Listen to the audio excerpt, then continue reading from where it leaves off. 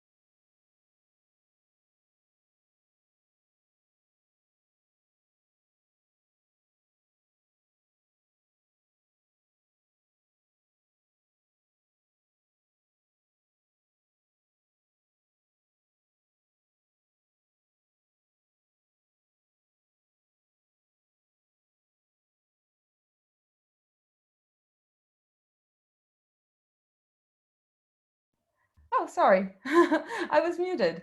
You would think that many weeks into doing webinars, we would remember how to do it. Welcome, everybody.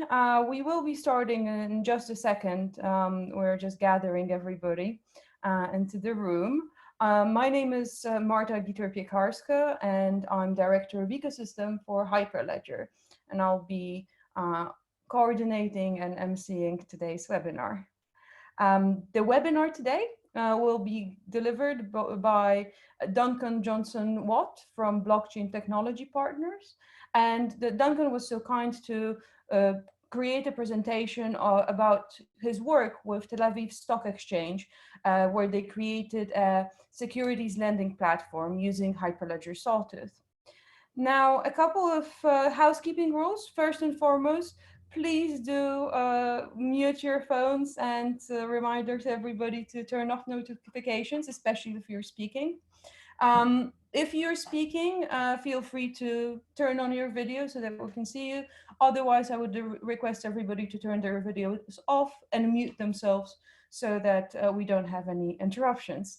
All Hyperledger meetings are held under the antitrust policy, which means that Linux Foundation meetings involve participation by industry competitors, and it is the intention of the Linux Foundation to conduct all of its activities in accordance with applicable antitrust and competition laws. So if you would like to check out the whole policy, please scan the QR code and it will take you in the right place. This recording is already, this session is already being recorded, and and we will be sending out a replay link to the recording. We will hopefully be able also to share slides. We will have to discuss that with Duncan. If you would like to ask a question, please use the Q&A that you will find in the black bar on your screen, in Zoom screen. If you'd like to talk to other participants or to the whole group, you can use chat. If you'd like to speak up and ask your question verbally, then please use the raise hand feature and we'll do it. Duncan will be taking questions after he finishes his talk. Simply, webinars and digital conferences are very hard to handle with multiple people speaking at the same time. So without further ado, Duncan, over to you. Thank you very much, Marta. And let me share my screen. And just to answer the first question that you mentioned, yes, we'll have these slides available afterwards for distribution. So anyway, good morning, good afternoon, good evening, wherever you are. Delighted to be here as a long-standing member of the Hyperledger community to give you a bit of an insight into some of the work we've been doing with our friends at the Tel Aviv Stock Exchange. So let's start by really understanding the opportunity. So if you look at securities lending in Israel today, it is fragmented. It happens, of course, but it's somewhat inefficient and it's very, very opaque. So essentially, it's done on a very ad hoc basis. So the Tel Aviv Stock Exchange saw this as a fantastic market or business opportunity. So an opportunity to actually create a new market and to drive up demand for the securities themselves on the back of securities lending. So they spied that opportunity, but they also saw it as an opportunity to actually innovate. And so rather than doing the same old, they figured, well, this is a great opportunity to create a new market, vibrant new market, and also look at as an opportunity to explore new technologies. And so I've given a shout out here for 3 of the key players in that, because if you roll back, this initiative started a couple of years ago, and it really started with the floor, which is essentially floor 3, the 3rd floor in the Tel Aviv Stock Exchange, which is a hub for a lot of innovation and incubation of ideas. It's a chance for startups to meet with and engage with TASE and so on. So the floor were very much instrumental in helping to set this up alongside Accenture and Intel. So Accenture need no introduction, but they're one of the premier members along with Intel of the Hyperledger Foundation. And really what they set out to do was to build an application on, as it turned out, Hyperledger Sawtooth, with Intel assisting in that process. So there's no mention of BTP, Blockchain Technology Partners, at this stage, and I'll explain why as we go through this. So moving on. So what essentially they came up with was a blockchain-based securities lending platform to actually help create this marketplace. And what are the key benefits of doing that? Well, probably the most important is that it brings together the whole community and creates a marketplace for peer-to-peer lending amongst the participants, the members of the stock exchange.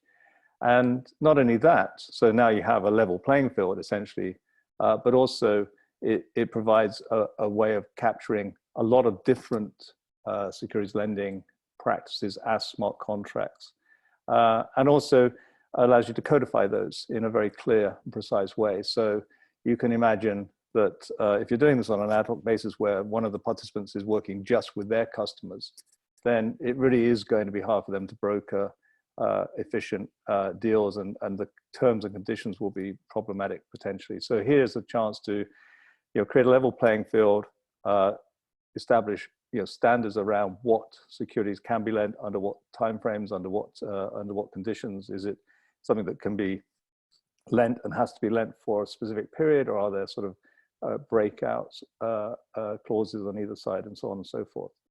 And so, go back to what I was saying a few minutes ago. The idea here was to innovate as well as create a new marketplace.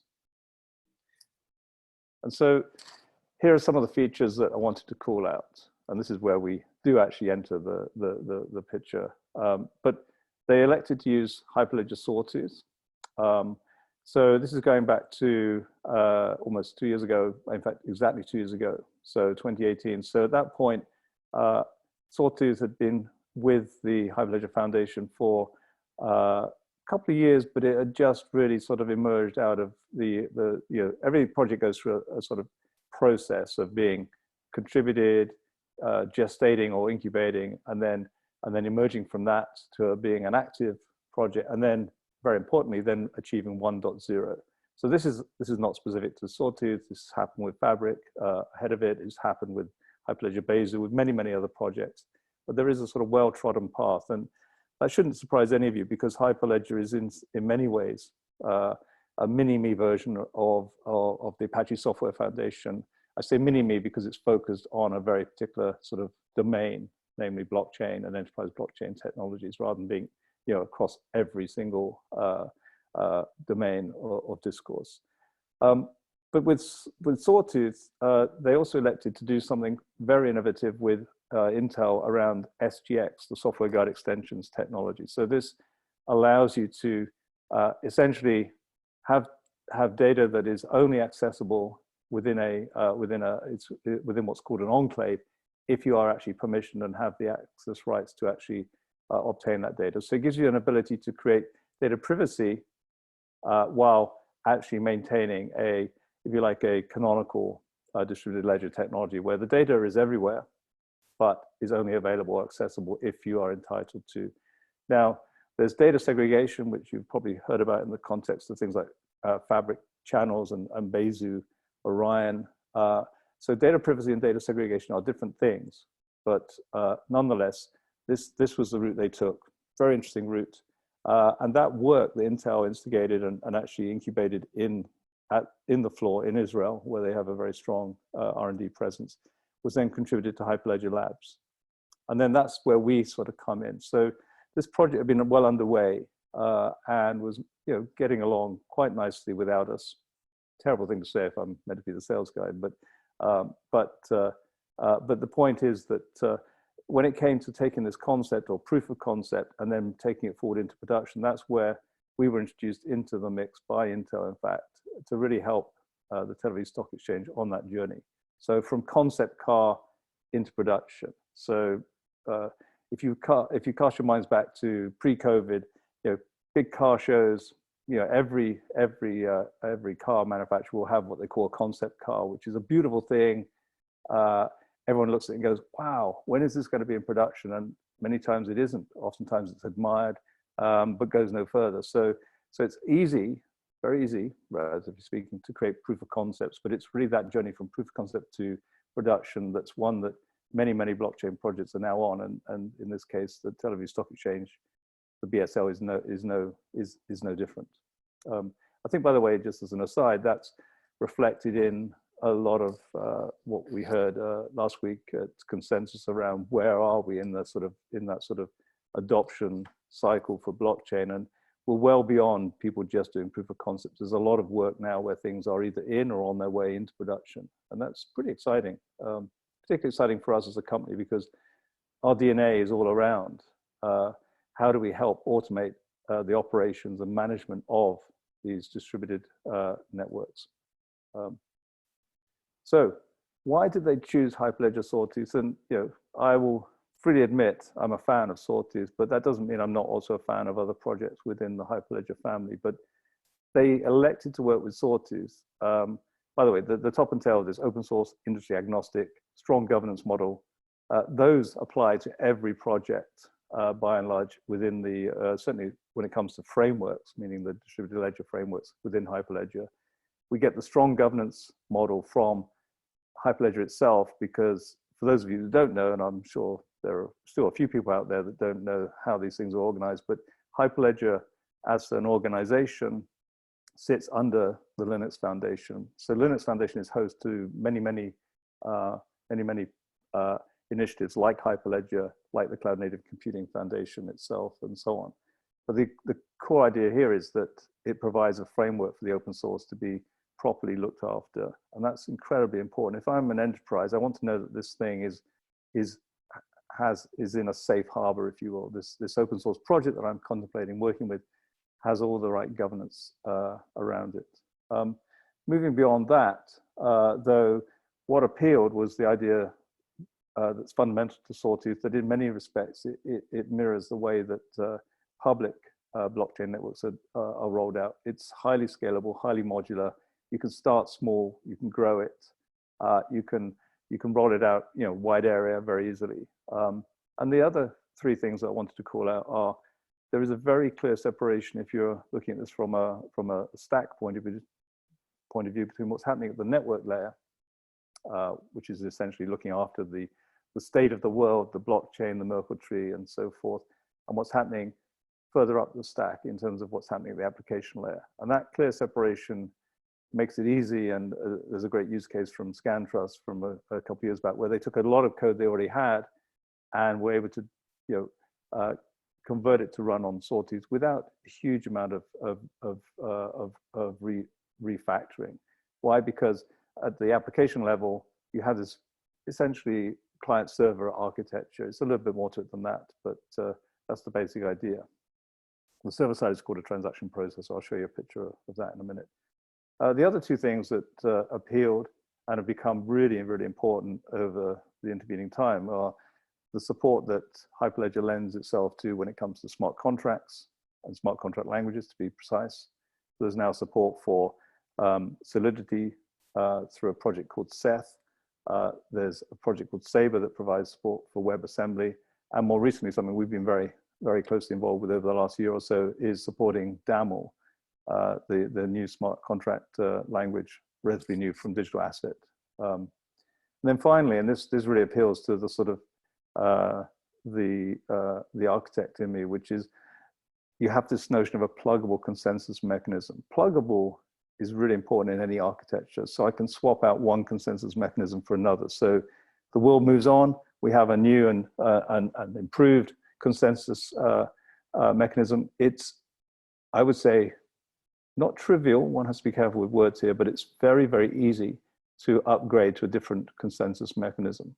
All of that also has to be negotiated on chain. So you don't just rock up and say, wait, let's just roll out a new consensus mechanism. But there's a very clearly defined path you can follow to do that. So that's a very powerful selling point if you're looking to try and future-proof what you're doing. So the architecture, and I did a talk on this last week as a guest of the Hyperledger Toronto meetup. Of course, these days, Toronto is a concept, not a place, because we had people from Hyperledger, Nigeria, Dubai, Washington, DC, as well as Toronto dialing in. So fantastic to be able to communicate to that many people. So apologies to anybody that was on the call last week because they would have seen this before, but this is a very nice sort of schematic that comes straight out of the documentation that really, I think, if you squint, you can see clients and you can see TPs. So at that level, that's the business logic, and everything else, validator to network, all of that is handling the choreography necessary to manage consensus, managing the distribution of the state of the world, and so on. But you can, I wouldn't say forget all that stuff, but you have a very clean set of APIs talking to either the REST API if you're a client or to the validator if you're a TP. So what do we mean by pluggable consensus? So I've called out the three main ones that there's something called dev mode. The dev mode is, as the name implies, just if you're working on your own.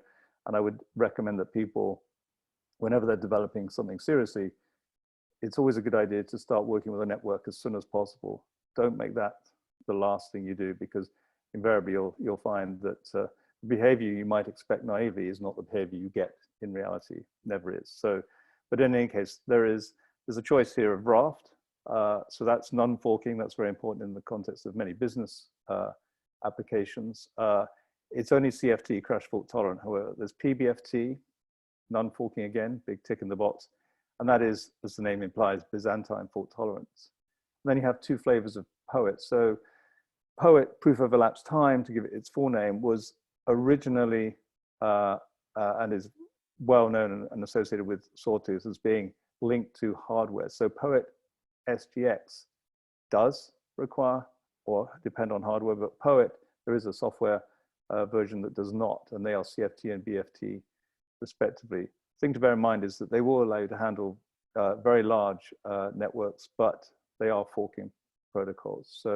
So we recommend, and we generally speaking work with PBFT more than the others. So speaking of which, here's PBFT by the numbers. And this, I want to just stop and talk about this for a couple of minutes, because this drives how you then think about moving from concept car to production and what are the considerations that you need to take into account. So Quorum is achieved, or Quorum, yes, so Quorum is achieved so long as you have at least n minus f nodes in your network of size n. So what is f? F essentially, and it's very important that you use this formula correctly, is the floor of the size of the network minus 1 divided by 3. So this is not exactly kind of PhD maths, but it's very important to get that number right, compute that correctly. What that tends to mean is you end up with sequences where 4 guarantees you that you can have one faulty node, 7, 2, 10, 3, 13, you get the picture. So why is that important? Because 3 is a nice number. 3 gives you, in many respects, local resilience. Whenever you have 3 of something, provided they're managed correctly, that gives you local resilience. But if you want global resilience, you actually need to get to the point where R, the number of independent clusters or regions that you're working with, if you're thinking cloud, is greater than or equal to 4. Why is that the case? Because if you do the maths, that gives you an n of at least 13, which means that you can afford to have 4 nodes faulty. So you can distribute those nodes so that you have one region or cluster hosting 4 nodes and every other cluster hosting 3, and with 1 in reserve if need be. But the point is, even if you lose the cluster with 4 nodes, as long as you've got 3 other nodes, each of which has 3 nodes running, you're okay. So 13, if you run the numbers, allows you to have 4 failed nodes. So that becomes important when you're thinking about the architecture of these things, because traditionally people tend to think, oh well, I'll be running one data center with some kind of backup strategy to another data center. It's not really good to think about distributed systems in that way. It's far better to think of them as some set of clusters of nodes that are wired up to give you an overall network. My opinion, anyway. Bit of an advert for Salesforce. Fabric has been around a couple of years longer and has tremendous momentum. Sawtooth, however, has been doing pretty good, and the Salesforce have been very vocal in their support of it. Adam Kaplan, this quote came out of a panel discussion he gave last week, or contributed to last week at Consensus, where he was talking about why Salesforce liked Sawtooth, and ultimately what he's really saying, if you unpack that, is it allowed them, back to that separation of concerns between the network layer and the application layer, it's allowed them to abstract away a lot of the underlying blockchain concepts, but still get the benefit of that whilst working with Sawtooth. So one thing that's, I think, really important, and I come out of the enterprise background, enterprise world, open source is cool, it's now mainstream, we all get that. But it's one thing to work as a developer or as a contributor within the open source community on a particular project. So let's say you're working on Sawtooth or Bazel or whatever. But if you're an enterprise, you want to have something consumable. And so we announced a few weeks ago that we now provide long-term support for Sawtooth, and we call that BTP Paralos. So you can look up Paralos. It's an education for me working with my team, because they're classically trained scholars, amongst other things, also it would seem. But Paralos was a ship that was very democratic ship, apparently, featured heavily in the Peloponnesian Wars, which I'm sure you all remember. So anyway, the point is, The Paralos, because one has to be very careful with trademarks, we couldn't say BTP Sawtooth. So BTP Paralos, amongst other things, provides you with long-term support for Sawtooth. So that becomes important, and we had a lot of very positive feedback from companies about that announcement, because they can now plan knowing that we're going to support Sawtooth for at least the next, or the version they're working on for at least the next 2 years. And then there's Sextant, which is really what we're leveraging at the Tel Aviv Stock Exchange. And what that essentially gives people is the ability to, and it's shipped to software, so it's not a service. You can wrap it as a service, but it's software at the end of the day that automates the deployment and management of, in this case, Hyperledger Sawtooth on Kubernetes as the substrate. The point about working with Kubernetes is incredibly significant, not just for us. We were one of the early adopters of this approach, but the Hyperledger community as a whole has come down very strongly in favor of working with Kubernetes. Why? Because it's pretty much ubiquitous now. You can get Kubernetes from any of the major cloud providers. It comes in the form of the Elastic Kubernetes Service if you're working with AWS, the Azure Kubernetes Service, AKS, if you're working with Microsoft Azure. And of course, Google has GKE, the Google Kubernetes Engine, etc. Alibaba, same thing. And then it's also available and now more increasingly widely used within enterprise. So the key here is to be able to standardize on Kubernetes. So when you roll out a network, which is a cluster of clusters essentially, so think back to the way galaxies become super galaxies if you're an astronomer or if you studied astronomy. Same idea, you're building out ever larger networks, but what's standard about them all is they're all running on Kubernetes wherever they are, whether they're in a data center, in a cloud, hybrid, doesn't matter. So in a nutshell, and this is somewhat simplified, what happens is we as a company monetize management of a pure open source stack. And I say pure open source stack because it's very important that everything that we're looking at there, excluding your custom TPs, if you're a company, you're of course developing IP around the custom transaction processors themselves, but everything else, Sawtooth, Kubernetes, you can't fork and have a custom version, the open core, so-called open core model, where you have a if you look up open core on Wikipedia, some comedian has rightly linked you to crippleware. So and what do I mean by that? I mean basically it's a version of the software that's not any use to anybody unless you buy the shiny commercial version that sits on top of that. So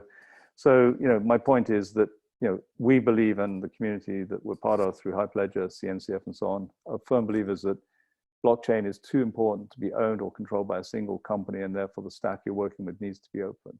But that doesn't stop you making money, in our case, by, as I say, monetizing the management. So what is production readiness? So there's lots I can say about this, but segueing into thinking about this from the point of view of what are the non-functional requirements I need to take into account? First, and very obvious one, and one that's a hot topic at the moment within the Hyperledger community and elsewhere, is governance. So what does governance mean? In the case of a permissioned blockchain or distributed ledger, it means how you're going to control who and on what terms people can actually add or contribute nodes to that network. Simple example. So operations, this is a huge area. This is a very rich and very interesting and very complex area in some respects, but where companies like BTP, myself and my co-founder Kevin, come out of the world of automation, operations, and cloud. So our job, as we see it, is to provide a stable platform and really capture and ensure that we deliver on all the operational aspects that you need to consider when you're rolling out and expecting your DLT to be long-lived. So if something is long-lived, that means that over time it needs to be maintained, it needs to be looked after very carefully, you need to handle upgrades, etc. So all of that comes under the operations kind of bucket. Security, I mean, goes without saying, but security is hugely important. So working with things like Kubernetes, it's about using and working with the Kubernetes community and adopting the right standards around security to ensure that the environment you're working in is locked down. There are companies, and I'll give you a couple of examples. There's companies like Aqua, who are very well known in this space, particularly working with things like Kubernetes. It's everything from scanning the containers, ensuring that they're locked down, through to the actual network security and so on. And then support. Support is ensuring there's a service level agreement that matches the expectations. I'm rolling this out. We've already said at the very beginning, I'm rolling out a brand new market. I can't half lend securities. I can't, there's no point, delivering a marketplace unless it's fully functional from the get-go. And so, building in service level agreements around that is very important. And then there's lots I can talk about under the general umbrella of user acceptance testing. So this is integration testing. You're building out a network. It's a consortium, essentially. Back to that formula I was talking about before. You want, at least 4 participants, ideally, preferably more, and you want them to all, buy into the value of local as well as global resilience. And then there's performance, which I guess underwrites all of this. It's great building the best production-ready platform in the world, but it also has to be performant. And so understanding the operational envelope and so on is very important. So fast forward, and this announcement, as I say, came out May 2 years ago, that the Tel Aviv Stock Exchange, alongside the floor, Accenture and Intel, made the announcement. And the good news is that they're now working with us, and we put out a lot of information about this at the Tel Aviv FinTech Week in February. There's been a bit of a hiccup and hold up, as you can imagine, with COVID-19 or coronavirus, whatever you want to call it. But we're still very committed to ensuring that this is launched later in the year, and delivered by us in conjunction with and in collaboration with the Tel Aviv Stock Exchange. Collaboration is an important aspect of this. This is definitely a partnership, and we've learned a great deal from working with the Tel Aviv Stock Exchange. They've actually contributed a huge amount in terms of helping us, test, debug, improve Sawtooth itself. So that's a hat tip to them for the work that they put in on their side. And that directly led to us having the confidence to say that we're happy to provide long-term support for Sawtooth. In this case, 1.1.5 is the version we're on right now. Yes, I know 1.2 has been out for a while, but we're looking at what's stable and what can be used and consumed by enterprise, and particularly in this case, the securities lending platform. So in the interest of giving you a little bit of a flavor of what's going on, I thought I would just show you very, very briefly, if I may, Sextant. Now, I can't show you, nor should I, the Tel Aviv Stock Exchange prototype environment that we're working on, but I'll step back from that and just give you a very quick whistle-stop tour of what we're doing when we talk about automation operations. Okay, so I'll break out of this. And I saw there was a question, why Sawtooth? What was the thinking behind this? Hopefully, Michael, I did answer that over the last few minutes, but we can always come back to that. So here we are. I've already logged in. So this looks like a SaaS offering or platform. It's not. I'm just running software. I happen to have a cluster in AWS, which I've installed Sextant on. And I've actually, because I wanted to speed this up, I've already provided the information necessary to set up that cluster, so it's something we can see from within our world. What that practically speaking means is that I followed the instructions here to import all the credentials related to that cluster necessary in order for us to then talk to it and deploy things on it. So this is very much to do with the Kubernetes side of the house, but essentially give us these 3 pieces of information. When I say give us, you're using the software, so it's essentially you importing that information. That then lets you view that cluster, and there's only one at the moment, but you can have many. If I look at it at the moment, those of you familiar with Kubernetes, I get a basic readout, which is very similar to running the kube CTL command line, which just says, okay, I've got a 4-node cluster. Remember, 4 is the minimum we need to run PBFT, but there's nothing currently running on it. So adding a deployment, and because I'm using the Enterprise Edition, there are various flavors here. I could do demo on Sawtooth, but I'll just stick with plain vanilla Sawtooth. I'm asked to provide some very basic information. We try to make this as simple as possible. So we're not alone in this. Everyone in the sort of operations automation space and the overall management space for blockchain, wherever, are trying to make this as simple as possible. So network name, where are we? It's the so this is where my typing is revealed to be terrible. So so let's say, hey, Hyperledger web demo, and because I can just about type that without messing up. And the namespace, again, this is a bit of Kubernetes,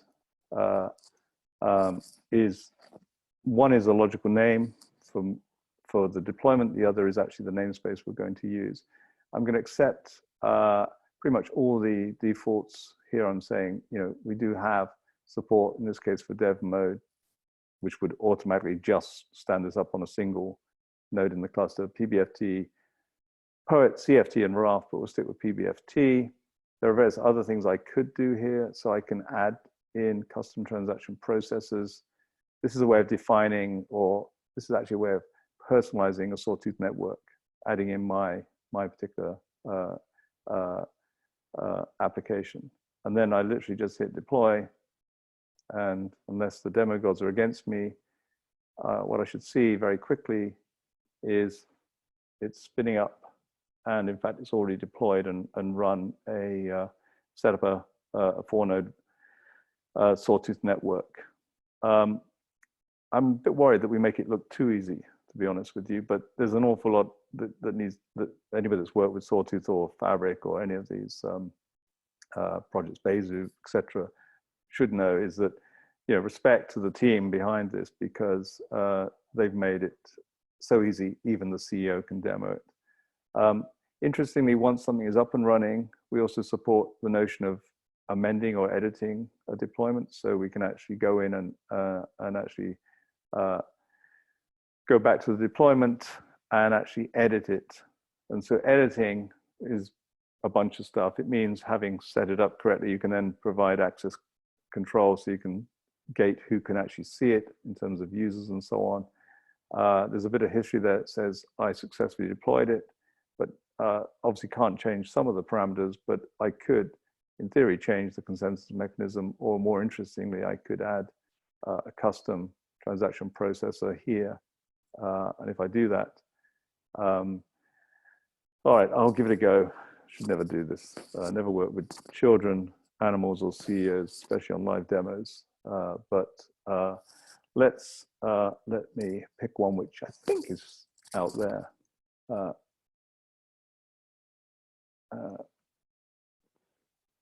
And the name is not material, but if I actually just cheat here, and oops, I don't want to give, that's my punchline there straight away. Yep. Okay, so I'm essentially going to, if you can see that, provide the name, provide the location of this is basically a container at this point. So I'll grab that, pop that in there. Bash -C, and then the actual command, the arguments provide me with the command. So this is saying, essentially, we're adding, if you go back to, I'll just put this in and then I'll quickly nip back to save that. If I come back to here and whiz back through to this diagram, and I'll just quickly present that. So you see these TPs. So the way you divide and conquer the work that is being done on any Sawtooth network is through the notion of transaction processes. So there's some that come out of the box that handle specific things, like the settings themselves. And the way that they're addressed is it's kind of namespaced. So we're going to add a new transaction processor to the mix. We know it won't collide with existing transaction processes because we're using the namespace incorrectly. So that essentially means it will have its own branch of the Merkle tree, etc. And any requests that are sent through to it the validator will know to direct to the transaction processor handling, in this case, consensus. So brief digression. If I quit out of that and go back to here, just have a quick eyeball this. Okay, so latest, this is basically, latest is a way of simply telling the Docker Hub, just giving the latest version of this. So save that. Don't think I've got anything else. I could make this very verbose. Save that, and now what's going to happen is, if you recall, I've got, well, let's not recall, let's just roll it out and then we can talk about it. So I'm now going to do redeploy. So redeploy means that if I have a look at what's going on here, I've currently got 8 of these 8 containers in my pod or in my cluster and all around the validator. What I'm now going to do is a rolling upgrade, adding in the new transaction processes to each of those pods. And the point about doing it and doing it in a sort of in a measured way like this is because we want to maintain quorum. So we're not going to tear down the whole network and do everything at once. If we did that, then the issue is that we would stop. The network would halt because the network would know that it wasn't safe to continue if there weren't at least 3 nodes running. And so now it's initializing with, now it's going to add in an extra container and make it 9. We'll come back to that and wrap up the presentation with, whoops, apologies. Go to the actual, where I left off, and present from current. So that's a very, very brief demo. There's still time for a good number of questions. Before I do, what would be the alternative if we weren't involved, and if the Tel Aviv Stock Exchange is set out to do this on their own, or for that matter, anybody? It probably wouldn't take until the year 2040, to be fair. This is a little bit of an exaggeration, but I do love this cartoon. But I love it so much, I bought the rights to it. So not the exclusive rights, by the way, you can also buy the rights to this, but I think it's important that people get paid for their work. And this is a lovely cartoon by Scott Adams. But the point is, you can DIY, you can do a lot of this stuff yourself. No one's saying you can't. But the role of companies like BTP, like Blockchain Technology Partners, is really to give everyone the ability to innovate on top of a stable platform.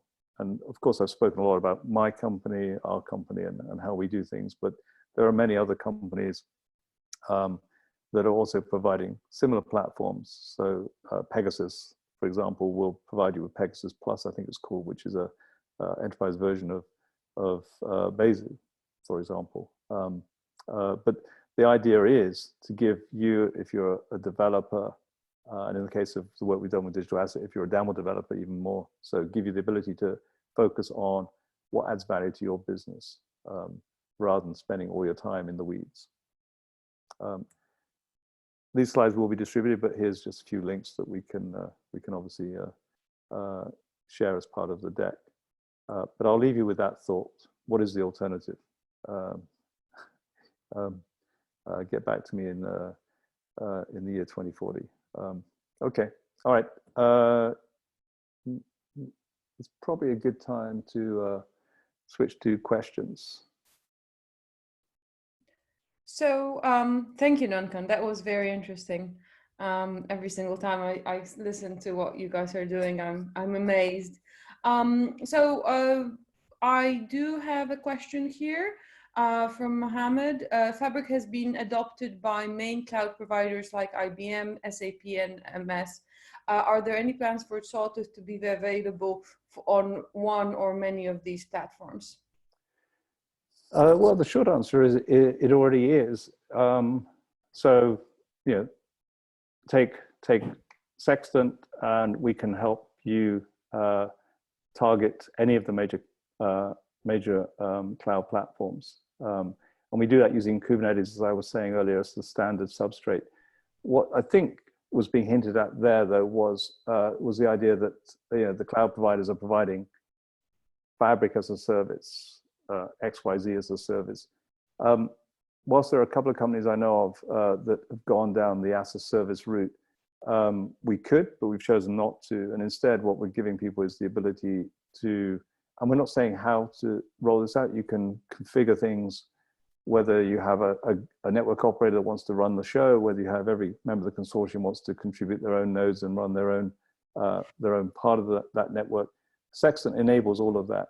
It just doesn't do it as a quote service, at least not out of the box. Although we have a customer for whom we have done exactly that, a company called QMC, Quantum Materials Corporation. But so the other way of answering that question is, let's take AWS, for example. Is there enough appetite? Are there enough people out there wanting them to offer Sawtooth as a service? At this point, the answer is honestly no. Sorry, I'm looking at the wrong camera.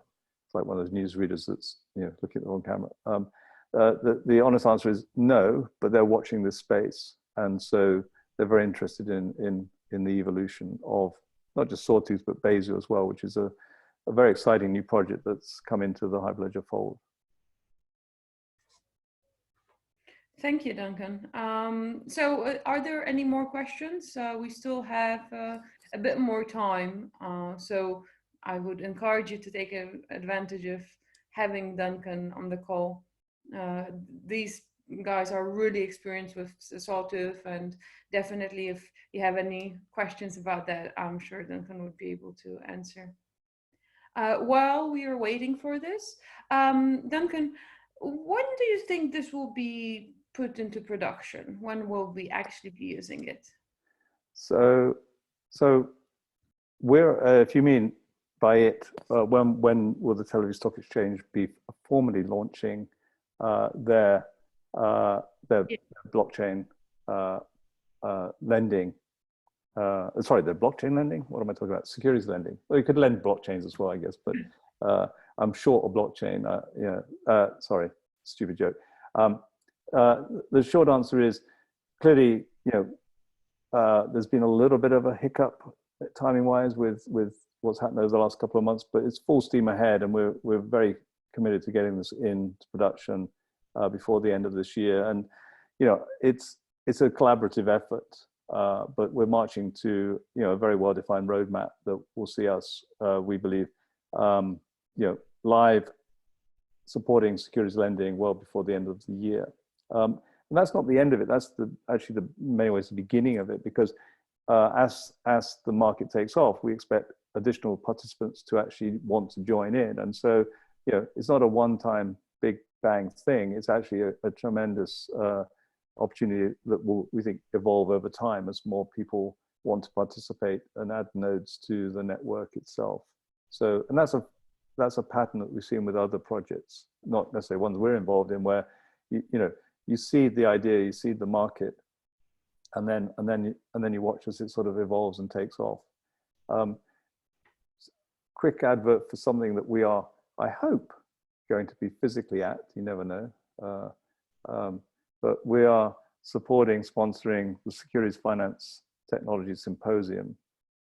Sounds very posh, doesn't it? But originally this was scheduled for May, but like a lot of events has had to be rescheduled. I'm seriously hoping that we'll be able to actually get together with people in real life in September. I'm banking on it, but it may end up being a virtual conference, but we'll be giving people a serious update there.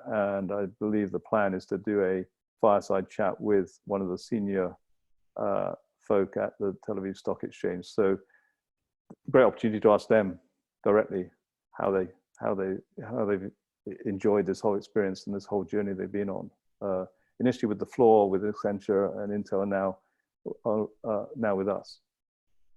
So I don't have a crystal ball, but I certainly hope to be there. Great. Well, we are getting more questions. Isaac, hi Isaac, is asking, can you estimate how much time using Sextant accelerated the delivery by and the impact on ROI of the project?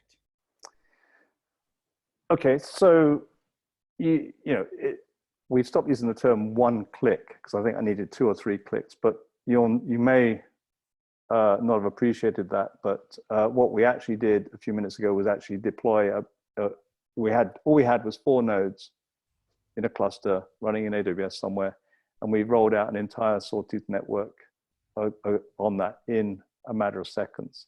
So you can do that manually. I'm not saying you'll be here until 2040, but there's a huge saving when it comes to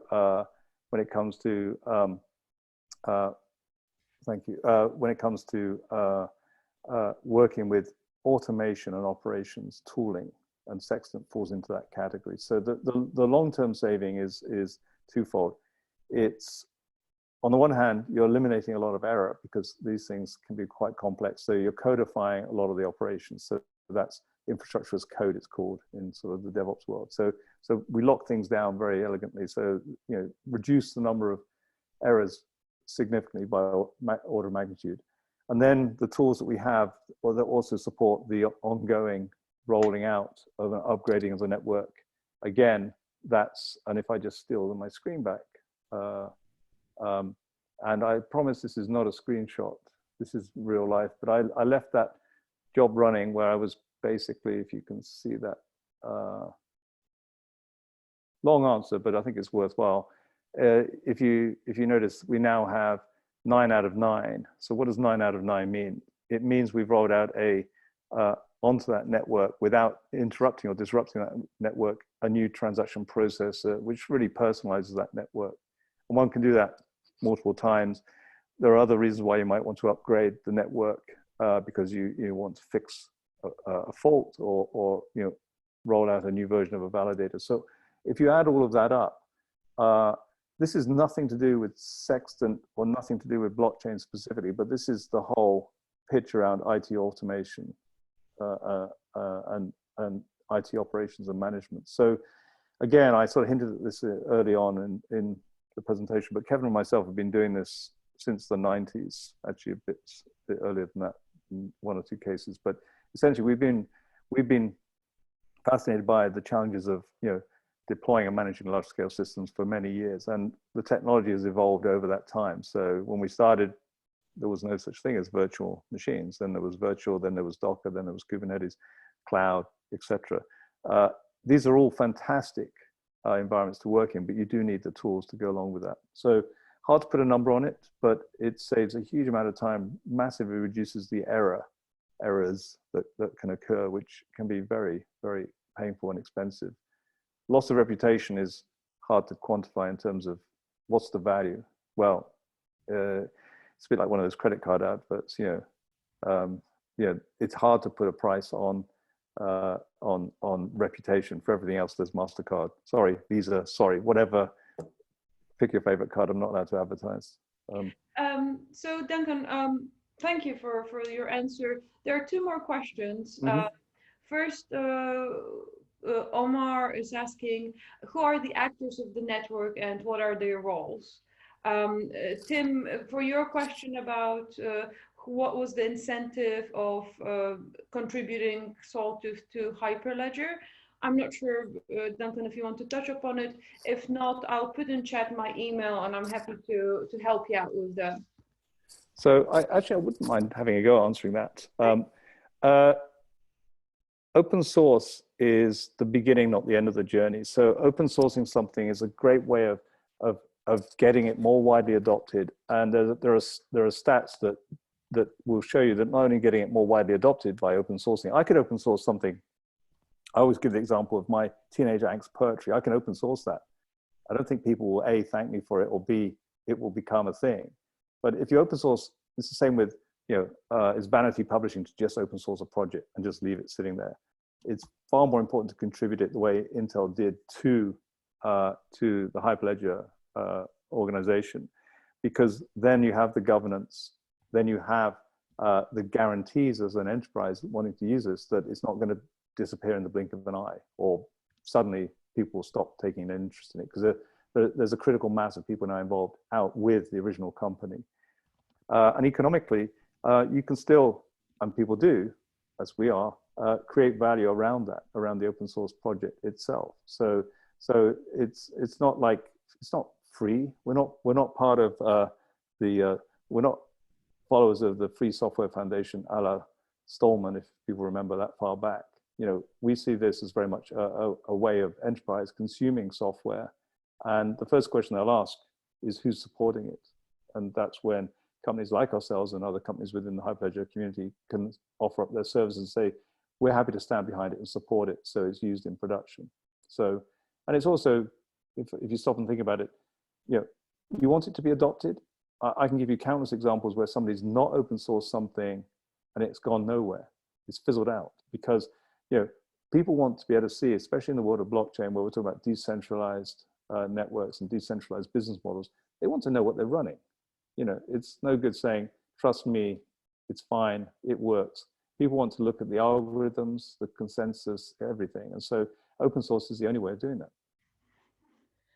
Actors. Thank you. Yeah, if we could briefly touch upon Omar's question, that would be amazing. So yes, apologies, I jumped over that. So the actors in this case, TACE is in many respects playing the role of a network operator. So, but they're first amongst equals in that all the other, in this case, members of the stock exchange have the right and the ability through using the tooling that we're creating with TACE to contribute nodes to that network and grow that network over time. So what that means is that they have access to the data that they're allowed to see about the transactions that they're responsible for.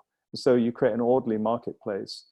Behind each of the participants, which are members of the exchange, there will be their clients who don't have direct access to this service, at least not at this stage, although that could evolve over time as the market itself evolves. The other, if you like, if you're a network operator, you have two hats. You're providing or underwriting a lot of the business value, but you're also providing a lot of the tools around how to administer the network. So there's a certain degree of standardization about the tooling, Kubernetes being the example, Sextant being another, Rancher Labs being a third that we're using, all of us collectively, to manage Kubernetes. But you're not saying those tools or that network is owned and controlled by a single entity. So you're giving those tools to people. So there's different layers. So there's a business level participation, and then there's the kind of operational layer. I hope that kind of answers the question. I think it did. Thank you, Duncan. Thank you for your presentation. We will have to close the question and answer session now, sorry, because we are running out of time. We have two upcoming webinars, one with ChainYard on supplier digital passport using Trust Your Supplier, and Milligan Partners will be talking about the transportation services in the time of COVID. So please stay tuned, sign up to our mailing list and our newsletters, and make sure to come to the next webinar. If you would like to see any more information or watch videos from our Hyperledger Global Forum, which is a Hyperledger conference we held in March in Phoenix, you can go online. The links are up on the website and watch all of the sessions. They were all recorded. And if you want to get involved, follow the links, email me, and hopefully I'll see you on the mailing list or on the chat channels.